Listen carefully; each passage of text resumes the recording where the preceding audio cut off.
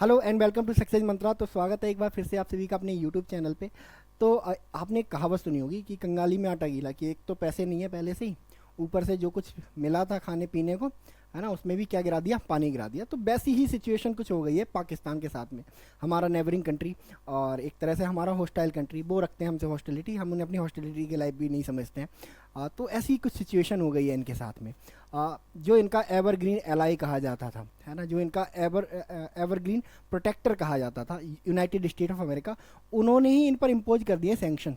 क्या किया है इन्होंने ऐसा कि जिसकी वजह से इन पर जो है बहुत सारे सैंक्शन यूएसए की तरफ से आ रहे हैं, और क्या रियल वजह है और क्या इसके जो इम्प्लीकेशंस होने वाले हैं पाकिस्तान पे, यूएस पाकिस्तान रिलेशनशिप पे, एंड इंडिया पाकिस्तान रिलेशनशिप पे, इंडिया पे क्या इम्प्लीकेशन होने वाले हैं, US China relation, Pakistan China relation, इन पे क्या इम्पैक्ट होने वाले हैं, इन डेप्थ डिस्कस करेंगे। तो हुआ कुछ ये कि अभी पाकिस्तान की जो गवर्नमेंट है, वहाँ के ऑफिशियल्स ने एक प्रेस कॉन्फ्रेंस करी, और उन्होंने बोला कि भाई देखो, हम लोग डेवलप करने जा रहे हैं एक मिसाइल, ठीक है, जिसकी जो रेंज है ना 10 टू 12,000 किलोमीटर होगी, ठीक है। तो यूएसए इस बात पे फ्यूरियस हो गया, ठीक है। उन्होंने कहा कि भाई तुम्हें 10 से 12 हज़ार किलोमीटर की जो मिसाइल है उसकी क्या ज़रूरत है, ऐसा कौन सा दुश्मन है जो तुम्हारा 10 से 12 हज़ार किलोमीटर दूर रहता है। तो 10 से 12 हज़ार किलोमीटर तो दूर कौन रहता है, यूएसए रहता है। अगर आप देखो मैप को, देखो ध्यान से, है ना, यूएसए के और पाकिस्तान के बीच की दूरी, है ना, तो अगर 12 हज़ार किलोमीटर की जो डिस्टेंस है वो किसके बीच में है, यूएसए और पाकिस्तान के बीच में। तो भाई यूएसए ने कहा कि क्या आप इन फ्यूचर हमारे साथ वॉर की तैयारी कर रहे हैं, ठीक है। तो पाकिस्तान जस्टिफाई करता रहा, तो यूएसए ने वो बात नहीं मानी, और यूएसए ने कहा कि भाई देखो, हम जो पाकिस्तान है ना उसकी कुछ कंपनियों पे लगा रहे हैं सैंक्शन, क्योंकि ये जो कंपनियां हैं कुछ ऐसा काम कर रही हैं जो यूएस की सिक्योरिटी के लिए बहुत बड़ा खतरा है, ठीक है। ऐसी मिसाइल डेवलप कर रही हैं जो यूएस की, है ना, सोवरेनिटी के लिए, यूएस की जो सिक्योरिटी है उसके लिए नियर फ्यूचर में बहुत तगड़ा खतरा बन सकती हैं, ठीक है। ये देखो यूएस के स्टेट डिपार्टमेंट का जो ऑफिशियल हैंडल है, वेबसाइट है, उस पर लिखा हुआ है, US announces additional sanction of entities contributing to Pakistan ballistic missile programme, ठीक है। तो कुछ कंपनियां हैं जो पाकिस्तान बेस हैं और पाकिस्तान के बैलिस्टिक मिसाइल प्रोग्राम में अपनी एक इम्पोर्टेंस रोल प्ले करती हैं, तो उन पर कुछ सैंक्शंस लगाए गए हैं, है ना। इससे पहले भी बहुत सारी कंपनियों को, मतलब, है ना, सैंक्शन किया गया था। और क्लू क्या दिया है इन्होंने, जो रीजन दिया है, Pakistan new ballistic missile programme emerging threat to US, उन्होंने कहा हमारे लिए खतरा है, ठीक है। पाकिस्तान का भी रिस्पॉन्स आना है इस पर, ठीक है। तो पाकिस्तान का भी एक रिस्पॉन्स आया, और इन्होंने बोला था कि भाई पाकिस्तान की जो सरकार है, पाकिस्तान की जो गवर्नमेंट है, उन्होंने बोला कि भाई जो यूएस का ये जो डिसीजन है ना वो कैसा है, अनफॉर्चुनेट है और वाइस्ड है, ठीक है। अब क्यों बोला इन्होंने कि भाई अनफॉर्चुनेट है या बाइस है, बाइस क्यों बोला, ठीक है। तो यहाँ ये कंपेयर कर रहे हैं इंडिया से, ये बोल रहे हैं कि भाई देखो, इंडिया है ना, उसके पास भी तो मिसाइल्स हैं 6 से 7 हज़ार किलोमीटर की, ठीक है। अग्नि 5 है इंडिया के पास, अग्नि 5, वो तो लगभग 5,000 किलोमीटर है, ऐसा इंडिया कहता है, बट चाइना कहता है ये 10,000 किलोमीटर दूर जा सकती है।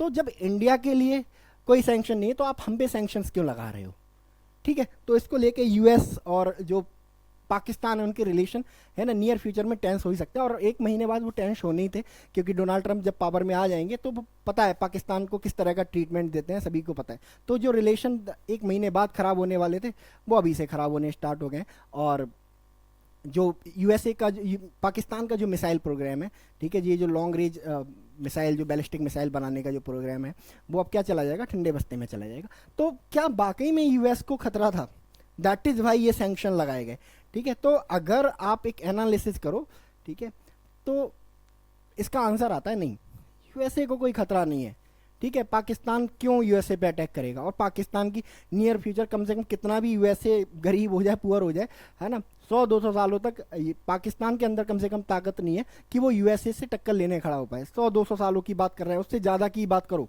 ठीक है। तो डेफिनेटली, है ना, यूएसए को कोई खतरा नहीं है, ठीक है। बट यूएसए कह नहीं सकता ना कि हम किन्हीं और वजहों से कर रहे हैं, ठीक है। तो बहुत सारे रीजन हैं जिनकी वजह से यूएसए पाकिस्तान के इस long range ballistic missile programme को, है ना, क्या करना चाहता है, हॉल्ट करना चाहता है, रोकना चाहता है। और उसमें सबसे पहली वजह है इजराइल, सबसे पहली वजह इजराइल है। ये देखो, अगर आप पाकिस्तान और इजराइल के बीच की दूरी देखो, ये रहा पाकिस्तान और ये रहा इजराइल, ठीक है, तो ये है 3000 किलोमीटर की डिस्टेंस दोनों के बीच में, ठीक है। और अभी पाकिस्तान के पास में जो सबसे लंबी दूरी की जो मिसाइल है, सबसे लॉन्ग रेंज जो मिसाइल है, उसकी रेंज जो है अप्रॉक्स 2800 किलोमीटर है, जिसका नाम शाहीन 3 है, ठीक है। तो अभी तक जो इजराइल पाकिस्तान की रेंज से बाहर था, अगर ये मिसाइल पाकिस्तान ने डेवलप कर दी तो दोबारा से क्या आ जाएगा, पाकिस्तान की रेंज में आ जाएगा। तो एक्चुअली जियोपॉलिटिकल एनालिस्ट ऐसा बोल रहे हैं कि भाई देखो, यूएस जो कह रहा है कि थ्रेट हमारे ऊपर है, यूएस के ऊपर कोई थ्रेट नहीं है, ये थ्रेट किसके ऊपर है, इजराइल के ऊपर है। ठीक, मान लो कल को है ना कुछ हमास में या पैलेस्टाइन के साथ कुछ वॉर होती है, तो अभी तो सिर्फ क्या कर रहा है, ईरान मिसाइलें मार रहा है, ईरान मिसाइलें मार रहा है, ठीक है। कल को क्या होगा, पाकिस्तान भी इस वॉर में शामिल हो सकता है और पाकिस्तान भी डैमेज पहुंचा सकता है। तो दैट इज वाई इजराइल को प्रोटेक्ट करने के लिए यूएसए ने किया है। तो पहला रीजन इजराइल हो गया, ठीक है। दूसरा रीजन है ना पाकिस्तान की अनसर्टेनिटी।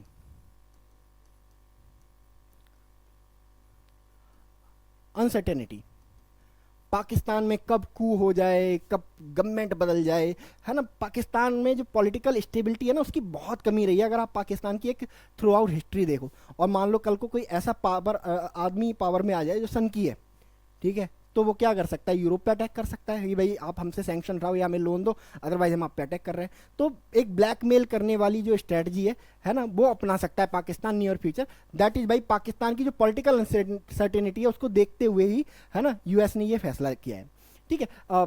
अगर आप कंपैरिजन करना चाहते हो तो इंडिया को यहीं पे सैंक्शन नहीं करता, क्योंकि इंडिया में एक सर्टेनिटी रहती है, पॉलिटिकल सर्टेनिटी रहती है, स्टेबिलिटी रहती है, दैट इज वाई, ठीक है। थर्ड रीजन, पाकिस्तान में जो टेररिज्म है, यूएसए को हमेशा, यूएसए को क्या पूरी दुनिया को इस बात का फियर रहता है कि जैसे अफगानिस्तान में टेररिस्ट ने, तालिबान ने कब्जा कर लिया पूरी कंट्री पे, है ना, नियर फ्यूचर हो सकता है पाकिस्तान में भी ऐसी हालात पैदा हो जाए और कोई जो टेररिस्ट ऑर्गेनाइजेशन है पाकिस्तान की, जो सेंट्रल गवर्नमेंट है, ठीक है, उसको कैप्चर कर ले।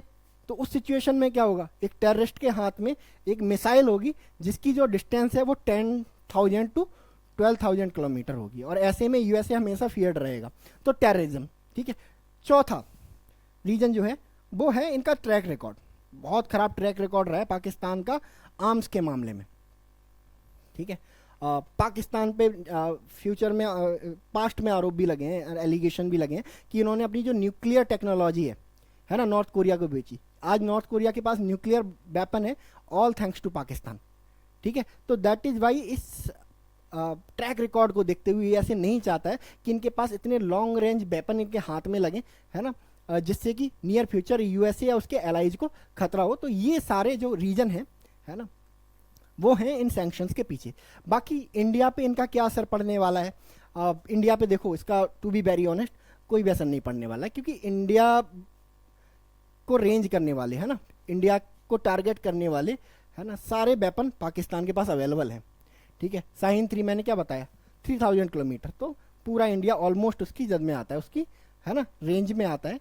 दैट इज वाई, है ना, तो पाकिस्तान, इंडिया पे कोई असर नहीं पड़ने वाला। जब इंडिया को टारगेट करने वाली मिसाइल आपने बना ही ली है ना, तो आप फिर 10,000 का बनाओ या 12,000 का बनाओ, बट इंडिया को कोई फर्क नहीं पड़ता। बट इंडिया के कंसर्न भी सेम है, क्योंकि टेररिस्टों के हाथ में ना पहुंच जाए, ठीक है, कहीं ये टेक्नोलॉजी किसी और को ना बेच दो, बांग्लादेश को ना बेच दो, तो इंडिया के ये कंसर्न रहते ही रहते हैं, ठीक है। तो ये है इस इशू के बारे में मेरा एनालिसिस। बाकी आप लोग क्या सोचते हैं इस इशू के बारे में, बता सकते हैं आप कमेंट सेक्शन में। हम लोग मिलते हैं नेक्स्ट वीडियो में, तब तक के लिए thank you so much and God bless you all.